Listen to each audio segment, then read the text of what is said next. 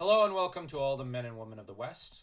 I'm Joe. A while back over on Reddit, I got a really good question. It's when Raistlin leaves the tower over in Palanthas in the Legends trilogy, is it recursed or not? And my impression is that I lean towards the idea that the curse is almost always active, and that Raistlin simply deactivates it temporarily for certain individuals, his charm, so to speak, that he grants to Chrysania, so that she could enter without too much danger. He gives it to Caramon, the War of the Twins. I'm also going to theorize that, let's say there's as I said in my post on Reddit, a 48-hour timer on Caramon, let's say, who can come back within that time without danger. But if he outlasts the designated time period Raistlin charmed him for, so to speak, or enchanted him to be able to cross into the Tower of Sorcery, if he outlasts it, he can't come back. So you need to have the approval of Raistlin. Raistlin's approval is absolute here.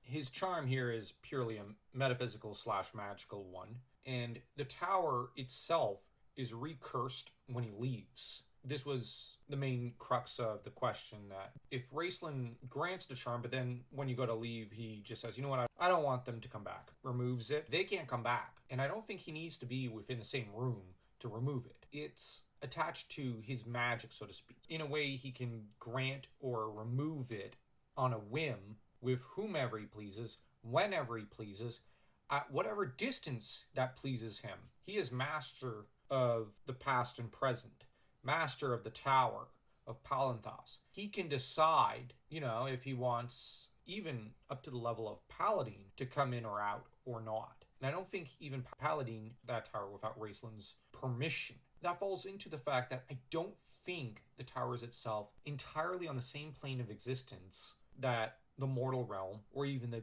godly one is upon. It's its own plane, so to speak. It's rather like how the One Ring transports you to a realm halfway out of the visible world and into a non-visible one where the Nazgul exist. So this tower is not in the mortal realm, technically. There's a physical tower, so to speak, yes, but the contents of the tower are its own dimension, and when you cross into it, you've entered another realm, a realm where Raistlin makes all the rules. But when you cross out of the tower, you're back in the mortal physical realm.